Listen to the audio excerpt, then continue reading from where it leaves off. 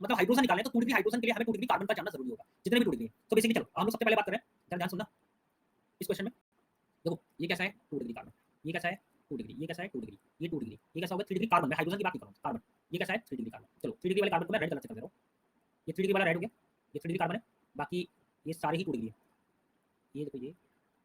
अब इसमें कितने हाइड्रोजन लगे हुए हैं, बहुत आराम से करना है। देखो यहाँ पर एक हाइड्रोजन है, एक हाइड्रोजन यहाँ पर है, ये हाइड्रोजन है, ये हाइड्रोजन है, ये हाइड्रोजन है, ये हाइड्रोजन, ये हाइड्रोजन। तो ये जो 10th क्लास से 11th क्लास में मूविंग होते हैं उन बच्चों को भी पता रहता है कि भैया हमें केवल हाइड्रोजन काउंट करना है, हाइड्रोजन काउंट करना है कितना हाइड्रोजन होगा। देखो कितने हाइड्रोजन है 1, ठीक है। जब मैं इसको सर्कल कर रहा हूँ थोड़ा सा और क्लियर हो जाएगा।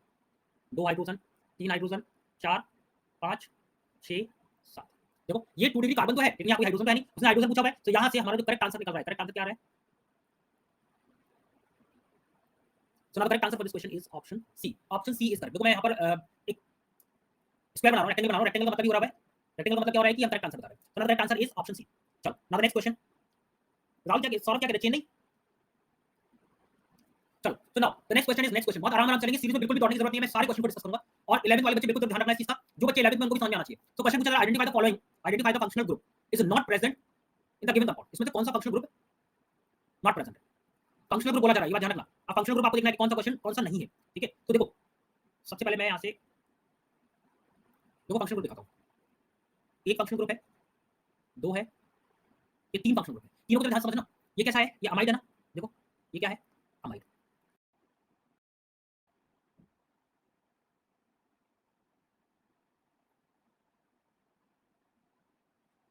सी देखो इलेक्ट्रिसिटी जा चुकी हुई है और अब ये आगे बात प्रॉब्लम करने वाली है, ठीक है। सो जरा ध्यान समझना। मैं आपको बता रहा हूं, ये मैंने आपको बताया था कि दिस इज अमाइड। ये कैसा है? Ester.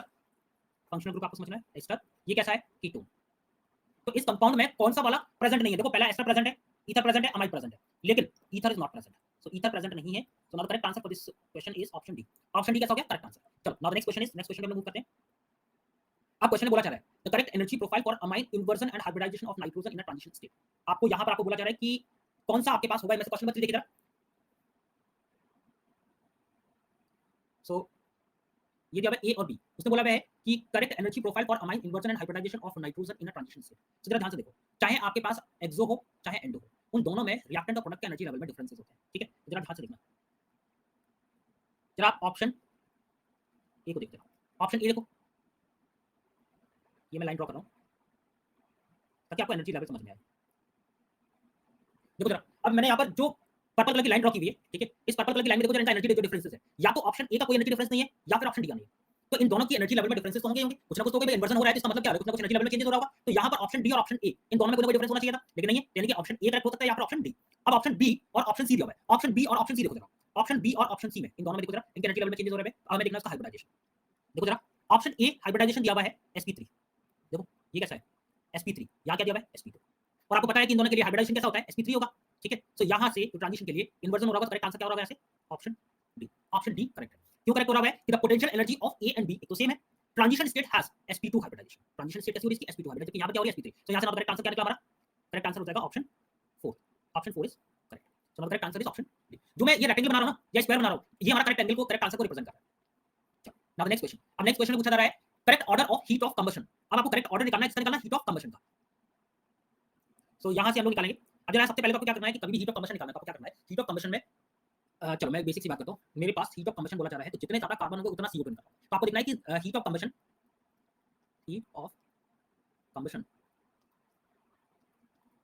Is directly proportional to number of carbon, ठीक है। जितने ज्यादा कार्बन होंगे उतना हीट ऑफ कंबशन ज्यादा होगा, ठीक है। सो हीट ऑफ मतलब मोर number of carbon more will be heat of combustion. तो 11th वाले बच्चे, स्पेशली मैं 11th वालों की बात कर रहा हूं। 11th वाले ध्यान से समझना। 11th में जो बच्चे हैं उनके लिए तो इंपॉर्टेंट हो गया। जरा यहाँ पर नंबर ऑफ कार्बन काउंट कीजिए। नंबर ऑफ, हम लोग यहाँ पर कार्बन काउंट करेंगे। तो जरा यहाँ देखो कितने कार्बन है, फिर यहाँ देखो आप, फिर यहाँ देखिए। सो यहाँ पर देखो जरा कितने कार्बन हो रहे हैं? 1 2 3 3 3 6। यहाँ पे कितने कार्बन है? 6 कार्बन। यहाँ कितने हो रहे हैं? 5 कार्बन। यहाँ कितने हो रहे हैं? 4 कार्बन। सो ऑर्डर क्या हो गया? फर्स्ट वाला सबसे ज्यादा, फिर सेकंड वाला, फिर थर्ड वाला। So correct order, correct answer for this question is option A. देखो ऑप्शन इज करेक्ट। तो यहाँ पर ऑप्शन ए क्या हो जाएगा? यहाँ पर करेक्ट आंसर हो गया। तो नाउ नेक्स्ट क्वेश्चन पे हम मूव करेंगे। नेक्स्ट क्वेश्चन पूछा जा रहा है नॉट रेजोनेटिंग स्ट्रक्चर। कौन सा इसमें से रेजोनेटिंग स्ट्रक्चर नहीं है, ठीक है।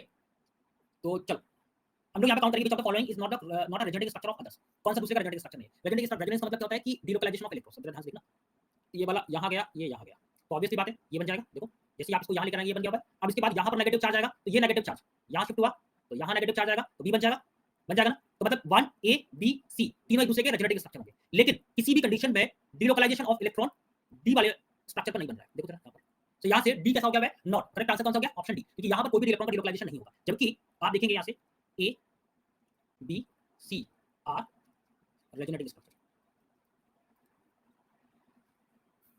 देखो आज ना लाइट अब बहुत परेशान करने लगी हुई है, और इन्वर्टर भी इतना चार्ज नहीं हो पा रहा है कि हम लोग लाइट जला। अगर मैं लाइट जला दूंगा ना, लाइट जला दूंगा तो राउटर बंद हो जाएगा। अभी तो ये इंटरनेट चल रहा है राउटर की वजह से, राउटर ऑन है, अगर मैं लाइट ऑन कर दूंगा तो राउटर बंद हो जाएगा, फिर इतना भी इन्वर्टर चार्ज नहीं है। ठीक है, चलो now the next question is, next question, question number 6। Question number 6 को देखो, यहाँ पर क्वेश्चन नंबर 6 में दिया गया है, क्वेश्चन नंबर 6 में क्या दिया हुआ है कि आपको रैंक निकालनी है एसिडिक हाइड्रोजन की। तो अगर हमें किसी की एसिडिक स्ट्रेंथ निकालनी होगी तो हम लोग उस एनाइन का की स्टेबिलिटी देखें, मतलब कॉन्जुगेट की स्टेबिलिटी देखें हम लोग। ठीक है, तो चलो हम लोग देखते हैं। यहाँ पर दिया हुआ है rank of the hydrogen HAHBHC, HAHBHC present at the following in decreasing order. चलो इलेक्ट्रिसिटी भी आ गई है, एक मिनट आपको थोड़ा होल्ड करना पड़ेगा, बंद करना पड़ेगा, चार्जिंग पे।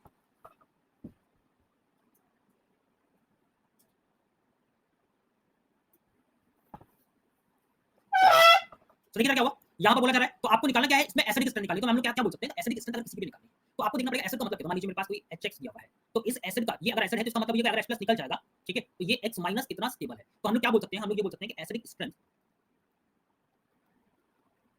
Is directly proportional. क्या होता है एसिडिक स्ट्रेंथ? डायरेक्टली प्रोपोर्शनल होता है stability of conjugate, stability of conjugate. आपको क्या देखना है कि अगर आपको कॉन्जुगेट ज्यादा स्टेबलाइज कर रहा होगा वो उतना ज्यादा एसिडिक हो गया है। तो जरा ध्यान से देखो जरा, यहाँ पर हमें HAHBHC दिया हुआ है, तो सबसे ज्यादा आपके पास स्टेबलाइज कौन सा हो रहा है? ये वाला ब्लू वाला देखो, सबसे ज्यादा स्टेबलाइज है ना। क्यों? क्योंकि ये एक्टिव मिथाइलिन दिख रहा होगा। आप देखो एक्टिव मिथाइलिन का मतलब क्या हो रहा है कि ये वाला जो कार्बन बनेगा कॉन्जुगेट, कॉन्जुगेट बना, कॉन्जुगेट को क्या बोला है? एनाइन। ठीक है, तो ये जो एनाइनिक पार्ट बन रहा होगा, ये एनाइनिक पार्ट यहाँ पर भी इस वाले कार्बन के साथ रेजोनेंस में, यहाँ भी रेजोनेंस में, तो ये कैसा हो गया है? इसको हम लोग बोलते हैं एक्टिव मिथाइलिन, एक्टिव मिथाइलिन। तो ये सबसे ज्यादा एसिडिक होगा, मतलब क्या हो गया? सी वाला सबसे ज्यादा एसिडिक होगा। ठीक है, अब उसके बाद हम देखेंगे बी वाले के पास। अब बी वाला देखो जरा, ये वाला रेड वाला जो है ये भी बन रहा होगा, तो ये क्या हो जाएगा? रेजोनेंस में जा रहा होगा, है ना, रेजोनेंस में। ध्यान से देखना, मैं इसको लिख देता हूँ, बी इज इन रेजोनेंस।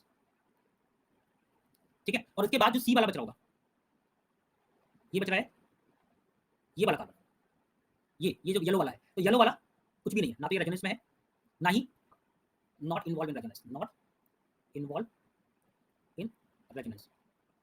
ठीक है, तो ये ज्यादा स्टेबल भी नहीं होगा। So now the correct order क्या होगा? यहाँ से correct answer is for this question is option D. Option D is correct, option D सबसे ज्यादा स्टेबलाइज होगा, करेक्ट आंसर होगा। Is it clear?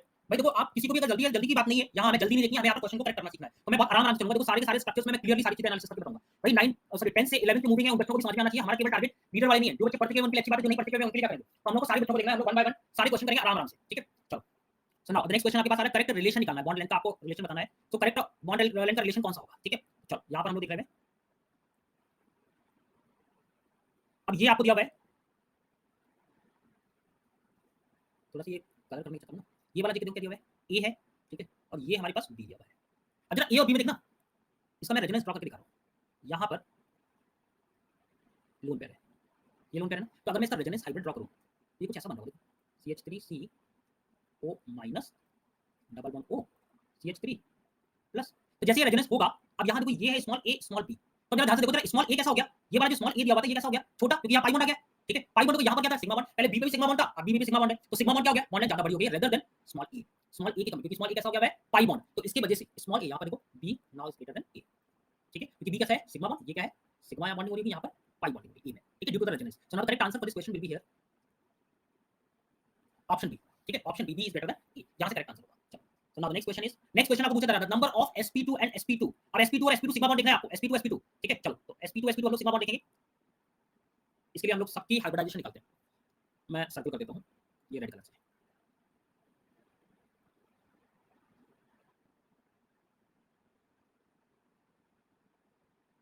है ना।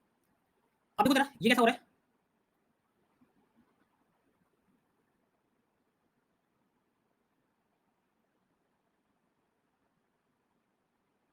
यहाँ देखो ये कैसा हो गया sp2, ये कैसा है sp2, देखो ये भी sp2, ये भी sp2, ये कैसा बन रहा है? ये वाला sp3, ये कैसा हो रहा है sp3, ये कैसा हो रहा है sp2, ये कैसा हुआ sp2, ये कैसा हो रहा है sp2, ये कैसा हो रहा है sp2। तो उसने बोला sp2 sp2 sigma bond, sp2 sp2 sigma bond का बन रहा है, पाई बॉन्ड तो बनी रहा होगा, एक भाई पाई बॉन्ड बनता है, एक सिग्मा पाई बनता होगा। ठीक है, तो यहाँ पर देखो अगर वो पाई बॉन्ड बोलता तो कितने पेयर बनते थे? यहाँ पर देखो एक पेयर, दो पेयर, तीन पेयर, करेक्ट है ना। उसी तरह से क्या बोला? सिग्मा बॉन्ड, सिग्मा बॉन्ड का मतलब है कि यहाँ पर एक सिग्मा बन रहा होगा, देखो सिग्मा जरा ब्लू कलर से अगर आप देखेंगे तो आपको पाई बॉन्ड दिख रहा है, sp2 sp2 पाई बॉन्ड, लेकिन यहाँ पर सिग्मा बॉन्ड बन रहा है। देखो एक सिग्मा, दूसरा सिग्मा, तीसरा ये वाला सिग्मा हो गया, चौथा ये सिग्मा। तो 4 सिग्मा हो गए, 3 sp2 sp2 पाई बॉन्ड बन रहा है, ठीक है। तो यहाँ पर मैं बोलूंगा sp2 sp2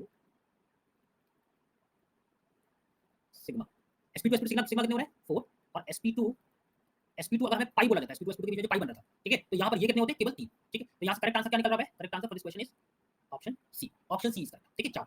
now the next question is total number of lone pair of electrons in a given molecules. आपको इस मॉलिक्यूल में कितने number of lone pair of electron हो गया, इससे आसान तो क्वेश्चन कुछ होगा ही नहीं। अगर हमें यहाँ पर लोन पेयर बोला जा रहा है तो सीधी सीधी बात है, ये तो यार बताने की जरूरत ही नहीं है इसमें। तो यहाँ से यहाँ कितने हो रहे हैं, ऑक्सीजन पे एक यहाँ लोन पेयर हो गया, यहाँ लोन पेयर हो गया। तो यहाँ पर अगर हम लिखेंगे तो यहाँ कितने लोन पेयर होंगे, एक लोन पेयर, दो लोन पेयर, यहाँ कितने हो गए, एक lone pair. So now the correct answer for this question will be here 3, 3 is the correct answer, ठीक है। चलो नाउ नेक्स्ट क्वेश्चन पे हम लोग मूव करते हैं। सो नेक्स्ट क्वेश्चन पे हमें बोला जा रहा है कि आपको बताना है इनमें से हाईली स्ट्रेन्ड कौन सा है, ठीक है। हाईली स्ट्रेन्ड, एक मिनट रुकना। अगर आपको हाईली स्ट्रेन बोला जा रहा है तो हाईली स्ट्रेन का मतलब क्या है? हाईली स्ट्रेन का मतलब है रिंग जितनी ज्यादा छोटी होती है, किसी की भी रिंग अगर आपकी छोटी है तो उसमें स्ट्रेन बहुत ज्यादा माना जाता है, ठीक है। तो हम बोल सकते हैं कि strain is inversely proportional to size of a ring. कभी भी अगर बोल रहे हैं तो यहां से हम लिखते हैं strain is inversely proportional to size of ring, ठीक है। तो यहाँ पर कितनी है, 6 मेंबर है। यहाँ कितना हो रहा है, 5 की रिंग बन रही है। यहाँ कितनी बन रही है, 4 की। यहाँ कितनी बन रही है, 5 की। सो ये जो बीटा इलेक्ट्रॉन बन रहा है यहाँ से, ये कैसा हो गया, करेक्ट आंसर, हाईली स्ट्रेन हो जाएगा। ये is the correct answer, this is the correct answer, ठीक है। चलो now the next question is, next question में आपको बोला जा रहा है कि यहाँ पर आपके कौन कौन से फंक्शनल ग्रुप प्रेजेंट है। क्वेश्चन नंबर 11 को ध्यान से समझना कि कौन कौन से फंक्शनल ग्रुप आपके पास प्रेजेंट है। सो अगर ध्यान से समझना, मैं यहाँ पर सारे ड्रॉ कर रहा हूँ। देखो yes, option B is correct है। 1 2, एक ये फंक्शनल ग्रुप आ रहा होगा,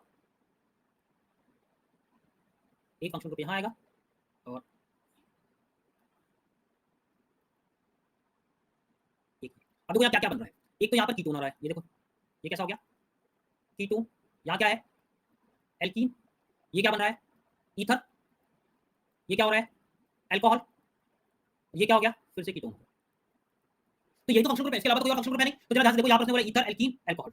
ये दिन करके कीटोन भी अवेलेबल है, तो कीटोन ने दिया नहीं, तो ये ऑप्शन हो नहीं सकता है। फिर उसने बोला अल्कोहल, कीटोन, अमाइंस। अमाइंस तो यहाँ पर है ही नहीं, तो ये भी इनकरेक्ट हो गया हुआ है। ईथर, अमाइंस, कीटोन इनकरेक्ट है। So now the correct answer for this question is option B, option B is correct. भाई 11th वाले बच्चे 10th से 11th में जा रहे हैं, ध्यान से समझना, बहुत आराम आराम चलेंगे, कोई जल्दी नहीं है, हमें आराम से चलो, लेकिन समझ में आना चाहिए, पूरा क्लियर समझ में आना चाहिए एक एक चीज, ठीक है। बुक बहुत इंपॉर्टेंट है, आगे इसके क्वेश्चन लेवल 2 में जब हम लोग आएंगे तो बहुत डिफिकल्टी वाले क्वेश्चन भी आते हैं उसमें, तो अच्छे क्वेश्चन हैं, इसे ध्यान से समझना, ठीक है। नाउ नेक्स्ट क्वेश्चन, आपको बोला जा रहा है कि सेलेक्ट द एसिड, आपको एसिड की स्ट्रेंथ निकालनी है, ठीक है। तो यहाँ पर देखते हैं हम लोग एसिड की स्ट्रेंथ क्या होता है। हम लिख सकते हैं, मैं यहाँ से डायरेक्टली, अगर हमें एसिड की स्ट्रेंथ निकालनी है, acidic strength is directly proportional. देखो जितना ज्यादा माइनस आई है, माइनस आर, ये हमेशा एसिडिक स्ट्रेंथ को बढ़ाता है, plus I plus R acidic strength को डिक्रीज करता है, ठीक है। तो आपको यहाँ पर बोला है हाईएस्ट के और लोएस्ट पीके। देखो पीके कम या फिर के ज्यादा होना चाहिए, तो पीके लो है तो अच्छा एसिड है, तो एसिड इज गुड। पीके ज्यादा है तो एसिड कैसा हो गया, खराब। तो यहाँ पर आपको बोला जा रहा है कि आपको बताना है कि कौन सा बेस्ट एसिड बन रहा होगा इसके लिए। तो यहाँ देखो जरा, एक माइनस आई है, दो माइनस आई, ठीक है। यहाँ पर क्या हो रहा है, प्लस आई लग रहा है, ये प्लस आई है। यहाँ पर क्या लग रहा है, ये माइनस आई ग्रुप लगा हुआ है, यहाँ पर भी एक माइनस आई ग्रुप है, ठीक है। तो यहाँ देखो जरा आप, ये प्लस आई वाला लगा हुआ है, यहाँ पर दो माइनस आई के ग्रुप लगे हुए हैं, ठीक है। यहाँ पर एक माइनस आई है, यहाँ पर भी ओनली वन माइनस आई है। तो जितना ज्यादा माइनस आई उतना ज्यादा acidic strength. So now in this case the correct answer for this question will be here option B, option B is correct, ठीक है। And this is due to the more number of minus I group, ठीक है। तो इसकी वजह से क्या हो जाएगा, ज्यादा स्टेबल हो जाएगा। चलो नेक्स्ट क्वेश्चन पे मूव करते हैं हम लोग। सो क्वेश्चन नंबर 13, अब क्वेश्चन नंबर 13 को ध्यान समझना। क्वेश्चन नंबर 13, अब क्वेश्चन नंबर 13 को समझना। मोस्ट स्टेबल कार्बोकैटायन, आपको बताना है कि मोस्ट स्टेबल कार्बोकैटायन में से कौन सा होगा, ठीक है। आपको स्टेबिलिटी ऑफ कार्बोकैटायन देखनी है, हम लिखेंगे stability of carbocation is directly proportional to hyperconjugation, ठीक है। हाइपरकॉन्जुगेशन देखना, जितना ज्यादा हाइपरकॉन्जुगेशन होगा उतना ज्यादा स्टेबिलिटी होगा। सो चलो यहाँ पर हम देखते हैं हाइपरकॉन्जुगेशन। अल्फा हाइड्रोजन दिखना है आपको, ठीक है बेसिकली। सो ये देखो अल्फा हाइड्रोजन कौन कौन से हैं, एक अल्फा, यहाँ पर दो अल्फा, यहाँ पर ये वाला अल्फा होगा, यहाँ पर एक अल्फा ये है, एक अल्फा ये है, और देयर इज नो अल्फा, ठीक है। सो नाउ यहाँ पर देखो जरा,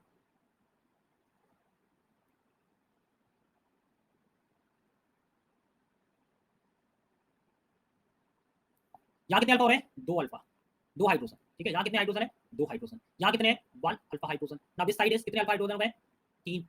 यहाँ कितने हो रहे हैं, दो अल्फा, ठीक है। अगर आप टोटल काउंट करेंगे तो यहाँ कितने होगा, टोटल 5 अल्फा हाइड्रोजन, ठीक है भाई, टोटल 5 अल्फा। यहाँ कितने हो रहे हैं, 4। यहाँ कितने हो रहे हैं, 1। So now the correct answer for this question will be here option B, option B is correct, ठीक है। चलो now the next question is, next question. So now the next question, increase arrange the following in increasing order of their pK values. आपको pK values बताना है। अब पीके मैंने अभी आपको थोड़ी देर पहले बताया, मैंने आपको बताया ऑर्डर बताया था कि भाई आपको अगर कभी भी किसी भी एसिड के लिए पीके देखना है तो पीके वैल्यू जितनी कम है उतना ज्यादा एसिडिक है, जितनी पीके वैल्यू कम है उतना ज्यादा एसिडिक है। फिर सुनो जरा, पीके कम एसिडिटी ज्यादा, ठीक है। दूसरी चीज हमें ये देखना होता है कि एसिडिटी के लिए कि एसिड की एसिडिटी डायरेक्टली प्रोपोर्शनल होती है स्टेबिलिटी ऑफ कॉन्जुगेट। अब स्टेबिलिटी ऑफ कॉन्जुगेट अगर आपको देखना है तो देखो जरा, दिस इज, मैंने आपको बोला था दो चीजें, एसिडिटी बताना है आपको तो आपको देखना है स्टेबिलिटी ऑफ कॉन्जुगेट, ठीक है। और इसी के लिए आप लोग बोल सकते थे नहीं हम लोग राहुल बेटा के लिए इस सीरीज में पोल वाला सिस्टम अभी हमने नहीं किया हुआ है, पोल हम इसी का कर ही नहीं रहे, या तो सिर्फ हम क्वेश्चन डिस्कशन कर रहे हैं ताकि जिन भी बच्चों को कोई डाउट आता है इस बुक को लेकर के वो बुक के क्वेश्चन को हम लोग पूरा पूरा ए टू जेड हम लोग सॉल्व करेंगे। अभी बिल्कुल बेसिक लेवल से कर रहे हैं, हाँ बिल्कुल ठीक है, ठीक है। तो यहाँ से हम लोग ये भी एसिडिटी किसी के माइनस आई और माइनस आर के डायरेक्टली प्रोपोर्शनल होती है, ठीक है। तो यहाँ पर हम बोल रहे हैं जरा देखेंगे अगर मैं इस हाइड्रोजन को रिमूव करूँ तो कॉन्जुगेट बनेगा, देखो जरा ये कॉन्जुगेट, ये हाइड्रोजन हटाया हमने, ये हटा दिया, ये हटा दिया, ठीक है। ये हाइड्रोजन हमारा एसिडिक बन रहा होगा, उसको हमने हटा दिया है। तो जब आप कॉन्जुगेट देखेंगे तो यहाँ सबसे ज्यादा रेजोनेंस बन रहा है, सबसे ज्यादा मैक्सिमम रेजोनेंस होगा, यहाँ पर मैक्सिमम रेजोनेंस है, ठीक है। फिर यहाँ पर भी क्या हो रहा है, रेजोनेंस है, और यहाँ पर नो रेजोनेंस, ठीक है। तो जब सबसे ज्यादा रेजोनेंस होगा तो सबसे ज्यादा स्टेबल भी होगा, तो x वाला सबसे ज्यादा स्टेबल हुआ, उसके बाद y वाला, उसके बाद z वाला। तो किसी के लिए भी हमें देखना है तो हमें यही ऑर्डर फॉलो करना है और इसी ऑर्डर को फॉलो करके हमें पता चल जाता है कि कौन सा सबसे ज्यादा स्टेबल है, ठीक है। सो हमें बोलना है कि x वाला सबसे ज्यादा स्टेबल है, x वाला सबसे ज्यादा स्टेबल है, उसके बाद फिर y, फिर उसके बाद z। So now the correct answer for this question is क्या हो गया, option B, x y and z। Answer D कैसे आ रहा है राहुल, आंसर डी थोड़ी ना हो रहा है, इसके तो x y z ही होना, z में तो रेजोनेंस है ही नहीं, तो इसका पीके सबसे कम एसिडिक होगा, सबसे कम एसिडिक होगा तो पीके इसका ज्यादा होगा, उसके बाद फिर इसका, उसके बाद इसका, ठीक है। चलो so now the next question is, next question आपको यहाँ देखो मेजर प्रोडक्ट पूछ लिया गया है। क्वेश्चन नंबर 15 समझना, क्वेश्चन नंबर 15, क्वेश्चन नंबर 15 में आपको बताना है कि कौन सा सबसे ज्यादा एसिडिक होगा। क्वेश्चन नंबर 15 में बोला जा रहा है कि एसिडिटी बतानी है आपको, तो यहाँ पर आपको क्या करना है, रिएक्शन कराना है HCl की, HCl की यहाँ पर रिएक्शन कराना है। तो HCl की रिएक्शन कराने पे कौन सा वाला आपके पास रिएक्शन में पार्टिसिपेट करेगा, ध्यान से देखो जरा। यहाँ पर ये लोन पेयर है, ये वाला लोन पेयर है, तो ऑब्वियसली बात है कि ये वाला लोन पेयर तो रेजोनेंस में इन्वॉल्व हो रहा है, और जब रेजोनेंस में इन्वॉल्व हो जाएगा तो ये बेसिक कम होगा, ये कैसा हो गया, लेस बेसिक, ये कैसा हो जाएगा, मोर बेसिक। तो ये मोर बेसिक वाला तो एसिड बेस रिएक्शन हो गया, तो एसिड बेस रिएक्शन कहां पर होगी, मोर बेसिक वाले पर। तो मोर बेसिक वाले पर करेक्ट आंसर क्या बन गया, डायरेक्टली ऑप्शन बी, इसमें कुछ करने की जरूरत ही नहीं, option B is correct answer, ठीक है। चलो now the next question, question number 16, question number 16 देखो जरा, क्वेश्चन नंबर 16 इनमें पूछा जा रहा है कि most acidic compound in A and B, ठीक है, most basic in C and D. A और बी में मोस्ट एसिडिक बताना है इन दोनों में से, और सी और डी में मोस्ट बेसिक बताना है, ठीक है। चलो तो मैं आपको ऑलरेडी बता चुका हूं, क्या बता चुका हूं, एसिडिटी डायरेक्टली प्रोपोर्शनल क्या होता है, minus I minus R plus R का, ठीक है। और बेसिसिटी क्या होती है, उल्टी हो जाएगी, डायरेक्टली प्रोपोर्शनल हो जाएगी प्लस आई प्लस आर और minus I minus R. But ये ध्यान रखना यहाँ पर अमाइन भी दिया हुआ है, एसिड दिया हुआ है, तो अमाइन और एसिड दिया हुआ है तो यहाँ पर ortho effect will be applicable, ortho effect is applicable that increase acidity, ये एसिडिटी को बढ़ाता है, ठीक है। तो ऑर्थो इफेक्ट मतलब क्या है कि कभी भी कोई भी एसिड दिया उसकी ऑर्थो वाली पोजीशन में कोई भी ग्रुप लगा हुआ है तो वहां ऑर्थो इफेक्ट होने की वजह से ज्यादा एसिडिक हो जाता है। तो मतलब ए वाले में ये दो दिए हुए हैं, वैसे तो आपको दिख रहा होगा ये प्लस आई, लेकिन प्लस आई नहीं कंसीडर करना, ये ऑर्थो इफेक्ट है, तो यहाँ पर ऑर्थो इफेक्ट हो रहा होगा, तो ये ऑर्थो इफेक्ट है, तो ये ज्यादा एसिडिक हुआ, तो ए के लिए क्या हो गया 2, ए के लिए बन गया भाई, ये ऑप्शन गलत है, या तो सी हो सकता है या फिर डी हो सकता है, ठीक है। अब उसके बाद बोला बी के लिए, अब आपको इन दोनों में देखना है बी के लिए, अब यहाँ पर प्लस आई कंसीडरेबल है, ये प्लस आई बन गया है, तो ये वाला ज्यादा एसिडिक हो गया, पहले ये एसिडिक था तो ये ज्यादा एसिडिक हो गया, तो बी के लिए क्या हो गया 1, ठीक है। ये भी ऑप्शन गलत हो गया, आपको बी के लिए 1 होगा, तो करेक्ट आंसर यहाँ से डायरेक्टली आपको दिख गया ऑप्शन 20 करेक्ट। बेसिकली यहाँ पे भी देख सकते हैं आप, यहाँ पर अगर आप देखेंगे तो ये क्या हो जाएगा, ये लेस हो जाएगा, लेस बेसिक, तो सी के लिए ज्यादा बेसिक कौन सा हो गया, ये वाला, यहाँ देखेंगे तो बी वाला ये ज्यादा बेसिक हो गया, तो correct answer for this question क्या हो गया, ऑप्शन 20 करेक्ट, ठीक है। चलो so now the next question is, next question, question number 17, question number 17 को समझो, क्वेश्चन नंबर 17 क्या कह रहा है, क्वेश्चन नंबर 17 में आपसे बोल रहा है कि आपके पास एक स्ट्रक्चर गिवन है, एनर्जी वैल्यू मतलब के फॉर्म में बोल रहा है, स्ट्रक्चर गिवन है और उसमें बोला हुआ है several factors carrying electronic orbital interaction etc can affect the inversion barrier of amines in a given pair of data correctly placed। किसके लिए, आपके लिए करेक्टली प्लेस होगा। तो यहाँ देखो जरा, ये दिया हुआ है प्रिडिल, पीआर का मतलब क्या है, प्रिडिल, प्रिडिल लगा हुआ है, ठीक है। यहाँ पर प्रिडिल लगा हुआ है, यहाँ एमई लगा हुआ है, इन दोनों के बीच में आपको बताना है, और यहाँ पर सीएल लगे हुए हैं, यहाँ पर अमाइंस लगा, ध्यान समझना। सो बेसिकली अगर हम लोग कभी भी देखते हैं किसी के लिए भी एनर्जी बैरियर दिया हुआ है तो वहां पर हम लोग कभी भी इन्वर्जन कराने जा रहे हैं, तो जितना ज्यादा आपके पास प्लस आई होगा उतना ज्यादा बेसिक कैरेक्टर हो रहा होगा, तो बेसिक कैरेक्टर होगा तो लोन पे ज्यादा अफेक्ट भी कर रहा होगा, वैसे तो ज्यादा किसी में होगा नहीं अगर हम लोग करेंगे। तो यहाँ पर हम बोल सकते हैं energy barrier to inversion for PR2, ठीक है, is less than Me3n because sp3 tetrahedral कहां जा रहा है, sp2 में, ट्राइगोनल प्लेनर इन्वर्जन होगा तो क्या हो जाएगा, sp2 में कन्वर्ट हो रहा होगा। तो यहां से अगर हम लोग ऑर्डर क्या आएगा, यहां से करेक्ट आंसर यहां से निकल आएगा ये आंसर, ये आंसर करेक्ट हो रहा होगा, ठीक है। क्यों, क्योंकि ये इन्वर्जन करेगा तो ये कैसा था आपके पास sp3, ये sp3 था और फिर बाद में कन्वर्ट हो रहा होगा sp2 में। सी सुनो, अगर हमें कभी भी इसका एनर्जी बैरियर देखना है, इसका लिंक टैग किया हुआ है, मतलब मैं समझ नहीं पाया कौन सा लिंक की बात कर रहे हो आप।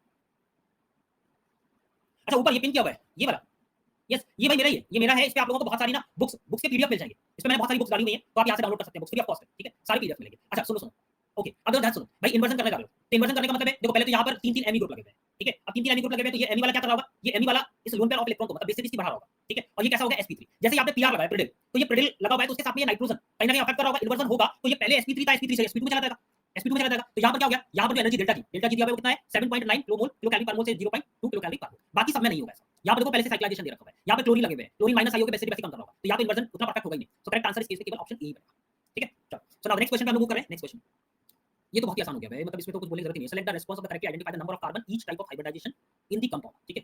तो मैं यहाँ से सर्कल करके बता देता हूँ, 1 2 3 4, ये चारों कार्बन दिए हुए हैं। सो मैं यहाँ पे बता रहा हूँ ये कैसा बन गया है, देखो ये कैसा हो गया sp2 हो गया, sp2 भाई, 1 सिग्मा 2 सिग्मा और एक हाइड्रोजन के साथ में, तो 3 सिग्मा हो गया ना। यहाँ देखो 1 सिग्मा 2 सिग्मा 3 सिग्मा, तो ये फिर से sp2 हो गया।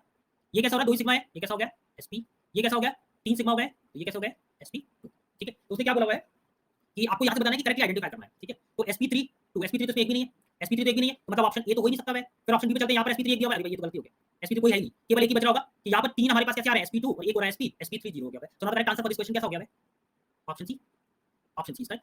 Now the next question is next question ध्यान समझना है इसमें। चलो नेक्स्ट क्वेश्चन पहले आप लोग ट्राई करो, नेक्स्ट क्वेश्चन क्वेश्चन नंबर 19 के लिए पहले आप लोगों को बताना है, फिर आप फिर मैं बताता हूं 19 बता दो जल्दी से, क्वेश्चन नंबर 19,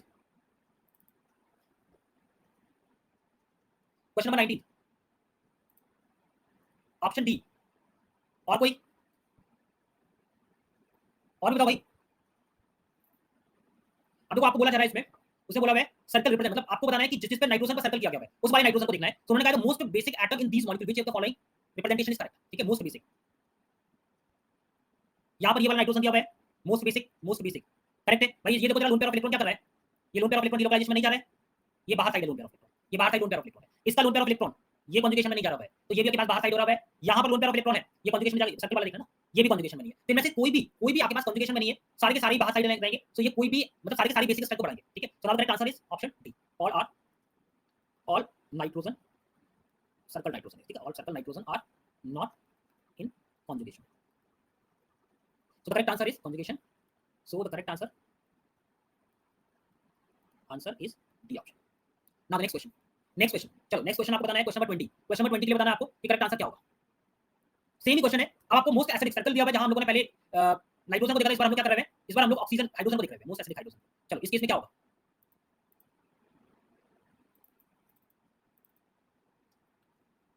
क्या होगा, आपको बोला जा रहा है circle represent most acidic hydrogen, ठीक है, in these molecules which of the correct representation. तो ये वाला मोस्ट एसिडिक बिल्कुल ठीक है, ये मोस्ट एसिडिक बन रहा होगा, ठीक है। यहां देखो ये वाला मोस्ट एसिडिक हो गया, ये वाला हाइड्रोजन भी मोस्ट एसिडिक है, करेक्ट है। तो इसका भी आंसर क्या हो गया, ऑप्शन डी, एक्टिव मिथाइलिन। ये तो all of this correct answer है, ये हो गया एक्टिव मिथाइलिन। सो सबसे सही है मिथाइलिन। यहां पर ये एसिड है तो ये तो एसिडिक हो गई होगा, ये हाइड्रोजन एसिडिक है, ये आपके पास क्या हो गया alcohol. So the correct answer क्या हो गया, option D. Now next question, question number 21, question number 21 तो हम लोग क्लास में बहुत बार करते हुए, शायद ऐसा कोई एग्जाम बचा होगा जिसमें ना आया हो, ये सबने पढ़ा हुआ है, सबको पता है कि बहुत सारे एग्जाम में ऑलरेडी आ चुका है एग्जाम में क्वेश्चन। सो क्वेश्चन नंबर 21 करना है आपको, क्वेश्चन नंबर 21 चलो जल्दी से बताओ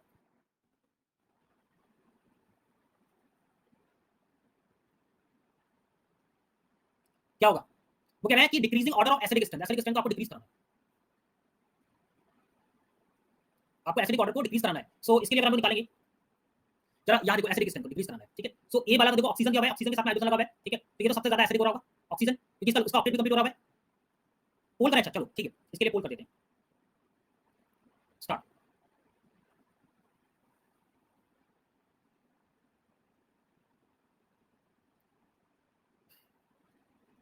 आंसर दीजिए भाई, answer Bhargav Modi ji, Ayush correct answer है, रुद्रांश वेरी गुड, काफी देर बाद बोले हुए। Okay so now the correct answer for this question, basically बहुत सिंपल सा क्वेश्चन है। So the correct answer for this question is option C. आपको यहाँ देखना क्या है भाई, जब भी आपको कभी भी देखना है तो आप हमेशा इलेक्ट्रोनेगेटिविटी देख लो, ठीक है। तो यहाँ पर हम बोल रहे हैं इलेक्ट्रोनेगेटिविटी, ऑक्सीजन के ऊपर पॉजिटिव चार्ज लगा हुआ है, जब भी पॉजिटिव चार्ज लगा, किसी के ऊपर पॉजिटिव चार्ज लगा है तो उसकी हाइड्रोजन की एसिडिक स्ट्रेंथ ज्यादा होगी, ठीक है। फिर उसके बाद नाइट्रोजन पे पॉजिटिव चार्ज, उसके बाद ऑक्सीजन, उसके बाद नाइट्रोजन। आप सिंपल ये ऑर्डर फॉलो करिए, ये ऑर्डर फॉलो करोगे तो यहाँ पर ऑक्सीजन के ऊपर नेगेटिव पॉजिटिव चार्ज लगा हुआ है, तो सबसे ज्यादा क्या हो गया, ए वाला, फिर उसके बाद क्या हो गया, डी वाला, डी के बाद फिर हो जाएगा सी, सी के बाद बी, करेक्ट आंसर हो गया। चलो नाउ द नेक्स्ट क्वेश्चन में आपको बोला हीट ऑफ कंबशन। ये मैं अभी जस्ट पहले वाला जो क्वेश्चन हमने डिस्कस किया था, ये वही क्वेश्चन है कि मोर number of the carbon more with the heat of combustion, ठीक है। सो यहाँ पर कार्बन देखो जरा, यहाँ पर कितने हो रहे हैं, यहाँ पर 5 है, यहाँ पर 4 है, यहाँ पर 3 है, ठीक है, 5 4 3। सो ऑर्डर क्या हो गया, 3 2 1, 3 2 1। सो करेक्ट आंसर क्या हो गया, ऑप्शन सी, यहाँ से option C is correct, option C is correct.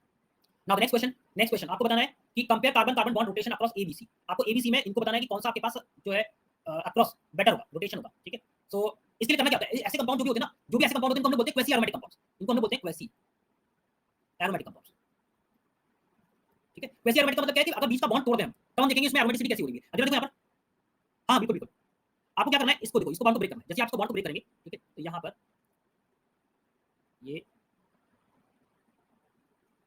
ठीक है, इसके ऊपर पॉजिटिव चार्ज दिखा रहा है, इस पर नेगेटिव चार्ज है। तो जरा देखो, जब क्वेसी, ऐसे कंपाउंड को क्वेसी बोलते हैं, मतलब आपके पास दो रिंग दी हुई है या दो ऐसे कंपाउंड दिए हुए हैं, उनके बीच में डबल बॉन्ड बना हुआ है, ठीक है। तो जब आप डबल बॉन्ड को तोड़ते हैं तो उससे एरोमेटिसिटी जनरेट हो रही है। तो यहाँ देखो जरा, इस वाले केस में एक कंपाउंड, ये ऊपर वाला जो था ना, ये कैसा हो गया है, एरोमेटिक बन गया, ट्रोपोलियम आयन बन गया है। और नीचे वाला कैसा बन गया है, एंटी। ये वाला देखो एरोमेटिक है ऊपर वाला, और नीचे वाला क्या हो गया, एंटी एरोमेटिक। ये वाला हो गया एंटी, ठीक है। अगर इस वाले को ब्रेक करते हैं, अगर हम इस वाले को ब्रेक करेंगे तो जरा ब्रेक देखना कैसे हुआ,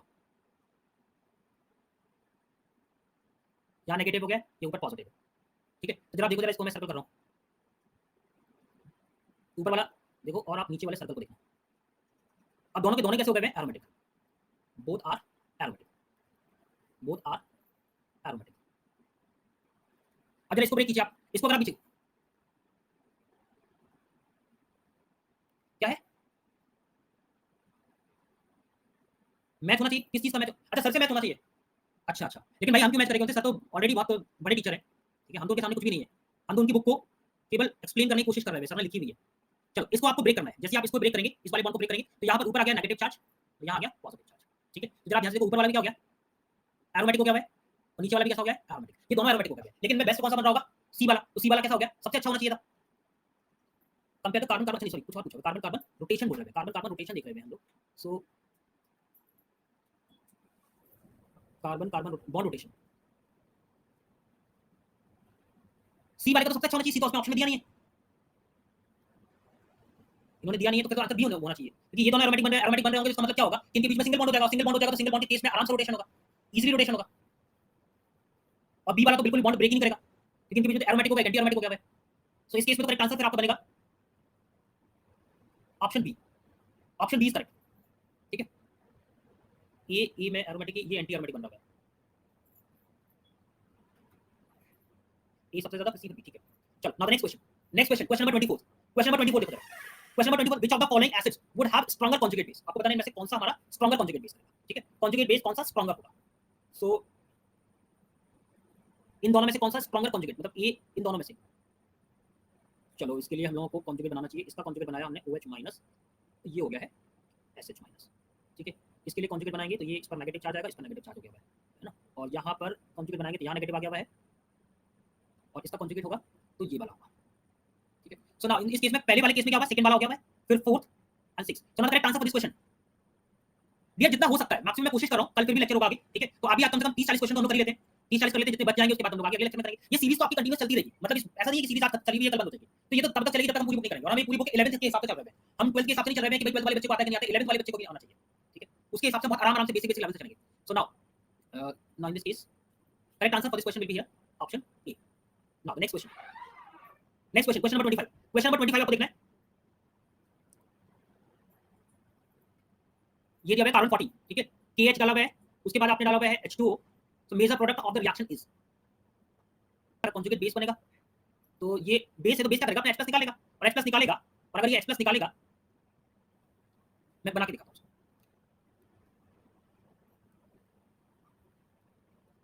जैसे ही आपने KH डाला हुआ है तो ये यहां से आ जाएगा, ठीक है। फिर इसके बाद आप इसका लोन पेयर आप रोटेट कराते हैं, तो रोटेट कराने पर तो ये जो कार्बन 14 था वो डबल बॉन्ड पे चला गया है, ठीक है। फिर आपने इसको यहां घुमाया तो यहां आ जाएगा ये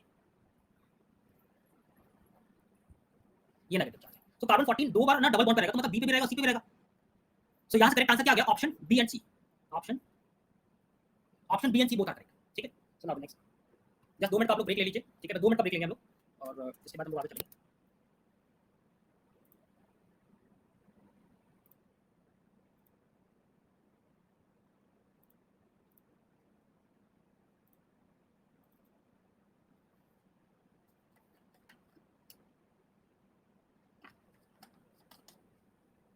यहाँ देखिए कॉन्जुगेशन आ रहा है, बट कहीं भी एरोमेटिसिटी नहीं हो रही है, तो ए वाले में कोई एरोमेटिसिटी नहीं है, जरा बी वाले को चेक कीजिए आप, बी में भी यहाँ कोई एरोमेटिसिटी नहीं आ रही है, ये भी नहीं आ रही। हाँ जी, देखो डी वाला ऑप्शन को देख लो जरा भाई, मोस्ट ऑफ द क्वेश्चन तो कई बार हमारे ऐसे हो जाते हैं कि हम लोग को सिर्फ एरोमेटिसिटी चेक कर लेंगे। यहाँ पर बेंजीनाइट कंपाउंड होगा, बेंजीनाइट कंपाउंड होगा एरोमेटिक बन जाएगा, ठीक है। यहाँ पर एरोमेटिसिटी आ रही होगी, एरोमेटिसिटी होगी तो ज्यादा स्टेबल हो गया है। करेक्ट आंसर क्या होगा? Option D. Now next question is question number 27। Question number 27 को समझो। सो क्वेश्चन नंबर 27 के लिए आपको दिया जा रहा है selected bond angle for the 6 hydrocarbon are shown below, arrange these hydrocarbons according to the pK values, ठीक है, और from the lowest to highest. अब आपको यहां पर दिया हुआ है दिस इज 109 डिग्री 28 मतलब sp3, ये वाला कैसा हो गया? ऑलमोस्ट sp3 हो गया है। और ये भी आपके पास 105 दिया हुआ है, ये sp2 हो गया हुआ है, और यहां पर दिया हुआ है 108। sp3 है, इसकी क्या बोला हुआ है? Hydrocarbon according to pK value. So pK value lowest to highest, मतलब लोएस्ट का मतलब क्या है? आपको बताना है कि कौन सा अच्छा एसिड होगा, एसिड के अकॉर्डिंग आपको बताना है। भाई ये वाला हाइड्रोजन अगर आप निकालते हैं तो ये वाला अच्छा एसिड बन जाएगा, क्योंकि जैसे एच+ निकलेगा एरोमेटिसिटी आ जाएगी। तो फर्स्ट वाला तो सबसे ज्यादा एसिडिक हो गया, सबसे ज्यादा एसिडिक हो गया तो लोएस्ट वैल्यू हो जाएगी फर्स्ट वाले की। पीके क्या होगी? लोएस्ट। इसकी पीके क्या हो जाएगी? लो। इसकी पीके क्या होगी? लो। तो 1 की पीके तो सबसे कम हो गई होगी। इसके बाद ये sp3 है, ये sp2 हो रहा है। इसके बाद फिर हमें हाइपर कॉन्जुगेशन देखना है। उसके बाद अगर हम देखेंगे तो ये वाला sp है, sp हाइब्रिडाइजेशन है, इसको निकालेंगे आप तो ये एंटी एरोमेटिक बन रहा है। ये एंटी एरोमेटिक बन जाएगा। देखो इस हाइड्रोजन को अगर आप निकाल देते हैं तो ये क्या हो गया? Anti aromatic. तो ये तो लीस्ट स्टेबल हो गया, कॉन्जुगेट स्टेबलाइज नहीं निकल रहा होगा, ठीक है। तो इसका एसिडिक स्ट्रेंथ तो बहुत कम हो जाएगा। तो फर्स्ट वाला सबसे कम हो गया पीके, और इसका पीके क्या हो जाएगी? हाई। इसका पीके तो हो जाएगा हाई। अब इसके बाद ये कैसा बन रहा है? sp हाइब्रिडाइज है, एसिडिक है, sp हाइब्रिडाइज है। परसेंटेज ऑफ एस देख लीजिएगा, एस देखेंगे तो ज्यादा एसिडिक हो जाएगा, एसिडिक हो जाएगा तो इसका पीके भी क्या हो जाएगा? कम होगा कंपैरेटिवली दिस वन। सो यहां से करेक्ट आंसर क्या बन रहा है? मुझे दिया हुआ ऑप्शन डायरेक्टली दिया हुआ ऑप्शन डी डायरेक्टली हम यहां से देख सकते हैं। फिर उसके बाद आप यहां पर देख सकते हैं ये sp था, ये sp2 हो गया है, ठीक है। तो sp2 हो जाएगा तो यहां पर कितना होगा? 33%। ये 33.33% हो गया है, तो ये एसिडिक हो गया है। उसके बाद फिर ये हो जाएगा। सो ऑर्डर हमारा क्या आ रहा है?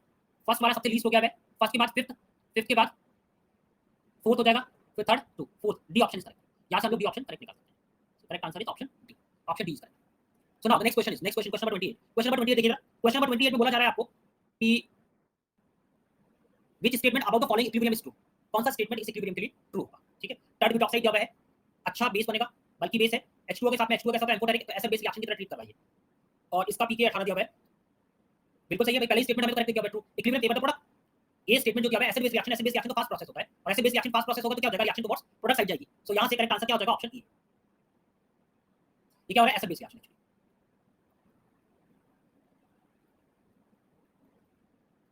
ठीक है। That favours the equilibrium towards the forward direction, ठीक है। बाकी दूसरे tert butoxide is dominant anionic species in the equilibrium, उससे कोई फर्क नहीं पड़ रहा है। Water is weaker acid, tert butoxide stable by resonance, नहीं गलत है, ये तो सारी स्टेटमेंट रॉन्ग है, ठीक है। चलो so now the next question is next question, question number 29। Question number 29 को ध्यान से समझना, ठीक है। बहुत सारे स्टेटमेंट दिए हुए हैं, स्टेटमेंट को पहले अच्छे से पढ़ लो। Consider the following reaction involving two acids shown below, formic acid and HF। Formic acid दिया हुआ है और HF दिया हुआ है, ठीक है। सो उसने बोला which of the following statement about the reaction are true. Formic acid is strongest constant acid the reaction HF। चलो इसको आप लोग एक बार सॉल्व करो, पहले एक बार आप लोग क्वेश्चन को रीड करो और क्वेश्चन को सॉल्व करो पहले।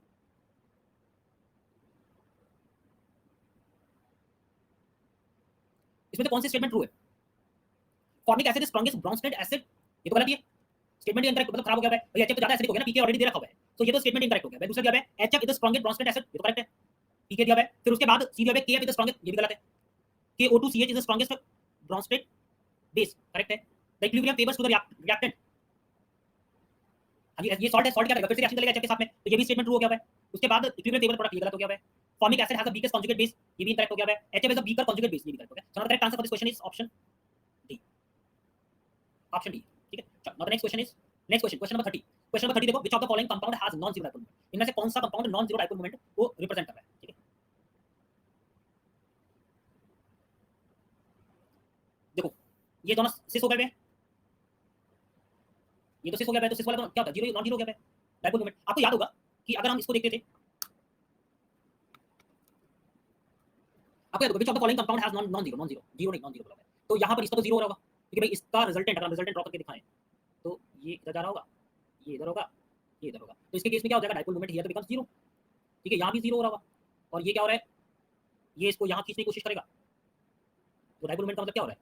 फोर्स, नेट फोर्स देखना है, तो ये इक्वली कर रहा होगा, ठीक है। तो ये क्या हो रहा है? सिस मॉलिक्यूल, मॉलिक्यूल कैसा हो रहा है? सिस, ये हो गया सिस, ठीक है। तो ये कैसा हो गया? Non zero. So correct answer for this question क्या हो गया यहाँ से,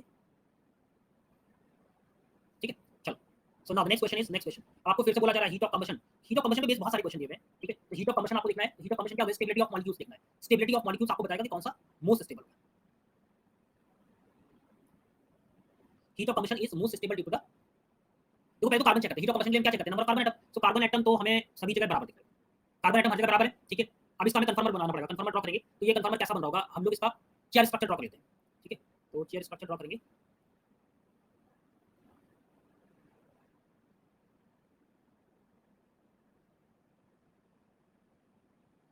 और चेयर स्ट्रक्चर ड्रॉ करके हम ए को देखते हैं। यहाँ पर हमने ये हाइड्रोजन हो गया हुआ है और यहाँ ये हाइड्रोजन है,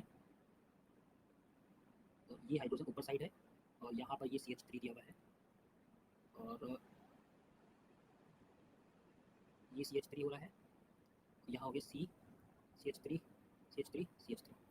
सो ये जो आपको कन्फर्मर्स बना करके देखना पड़ेगा। सो ये कन्फर्मर्स आपके पास बन रहा है, ठीक है। मैक्सिमम हीट ऑफ कंबशन, क्योंकि हम लोग अभी हीट ऑफ कंबशन देखते हैं। हीट ऑफ कंबशन किन चीजों पर डिपेंड करता होगा आपको? Heat of combustion depends on stability. Heat of combustion is directly proportional to stability of compound, ठीक है। सो यहां से हमें इसका कन्फर्मर ड्रॉ करना पड़ेगा। 11 वालों के लिए क्वेश्चन टफ है, क्योंकि 11 में हमें कन्फर्मर ड्रॉ करना नहीं आता है। तो करेक्ट आंसर इसके लिए ऑप्शन सी आ रहा है, ऑप्शन सी इज करेक्ट, ठीक है। ये दोनों के दोनों कैसे हो रहे हैं? बेस्ट करें, बाकी सब पे बेच करोगे तो करेक्ट आंसर बनेगा। सबसे ज्यादा स्टेबल बनेगा ना, सबसे ज्यादा स्टेबल होगा, वो स्टेबल वाला ही बन रहा होगा। So then the next question is,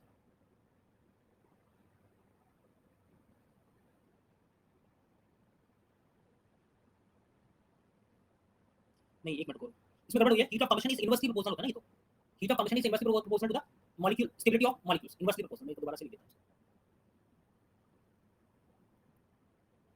heat of combustion is inversely proportional, ठीक है। सो फिर से हीट ऑफ कंबशन का ही क्वेश्चन आ गया है। हीट ऑफ कंबशन के लिए तो वही सेम चीज होगी, heat of combustion is inversely proportional to stability of molecules and number of carbon atoms. So यहां पर हम लिख सकते हैं stability of molecules is inversely proportional to heat of combustion. So the heat of combustion, यही चीज मैंने पीछे लिखा था, heat of combustion is inversely proportional to heat molecules and इसी को हम लिख सकते हैं कि directly proportional to number of carbon atom. So question number अगर हम लोग 4 में देखेंगे, स्टेबिलिटी देखनी है आपको और heat of combustion देखना है, heat of combustion के लिए। So देखिए यहाँ पर सबसे ज्यादा मॉलिक्यूल्स यहाँ पर भी 6 कार्बन है, 6 कार्बन है, 6 कार्बन है, 6 carbon. Number of carbon atoms से इसमें फर्क नहीं पड़ेगा। तो यहाँ पर जो मॉलिक्यूल दिया है उस मॉलिक्यूल की स्टेबिलिटी देखनी पड़ेगी आपको, कौन सा ज्यादा स्टेबल होगा। तो ये तो आपके पास बहुत ज्यादा रिएक्टिव हो रहे हैं, सेकंड एंड फोर्थ में बढ़ेंगे। और थर्ड वाला क्या होगा? सबसे ज्यादा स्टेबलाइज कर दिया, थर्ड वाला सबसे ज्यादा स्टेबल है, ये वाला सबसे ज्यादा स्टेबल है। तो हीट ऑफ कंबशन इसका उल्टा हो जाएगा। सो 3 के लिए हीट ऑफ कंबशन सबसे कम हो गया, स्टेबिलिटी ज्यादा है, हीट ऑफ कंबशन कम हो गई है। और 2 और 4 में ये कैसा है? ये ट्रांस दिख रहा है। तो the correct answer for this question is option C. Option C is correct. Now the next question, question number 33। Question number 33,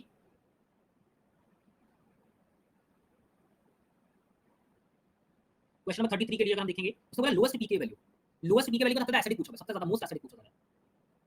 तो यहां पर करेंगे तो यहां कॉन्जुगेट बन रहा होगा, यहां भी H+ निकला तो नेगेटिव चार्ज आ रहा होगा। यहां एसिडिटी देखेंगे, एसिडिटी देखेंगे तो H+ निकालेंगे, H+ निकालेंगे आप तो अपने H+ निकाला तो यहां नेगेटिव कार्बन बन रहा होगा, यहां पर भी कार्बन बन रहा है, ठीक है।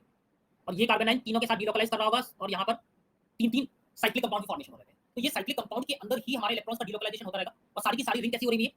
ये एरोमेटिक बन रही है। देखो जरा मैं इसको ड्रॉ करके दिखाता हूं, थोड़ा सा आप ऐसे देखो। अगर आप इसको देखोगे ना ऐसे, तो ये आपको ये वाली जो रिंग बन रही है ना बाहर साइड वाली,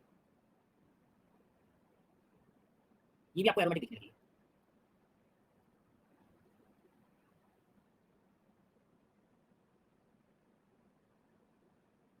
अब देखना मैं इसको ऐसे ड्रॉ करके दिखाऊंगा और जैसे ही इस पे नेगेटिव चार्ज आएगा तो एक रिंग को देखें ना, सबको नहीं दिखा रहा हूं मैं,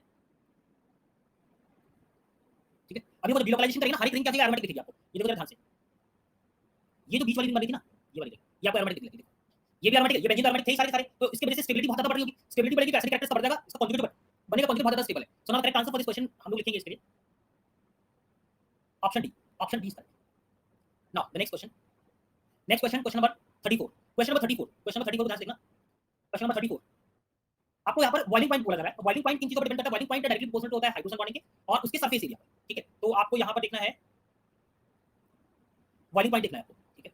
तो एक तो आपको बॉइलिंग पॉइंट डायरेक्टली प्रोपोर्शनल किसके हो रहा है? सरफेस एरिया के। Boiling point directly proportional surface area और एक्सटेंट ऑफ हाइड्रोजन, मतलब एक्सटेंट ऑफ हाइड्रोजन बॉन्डिंग।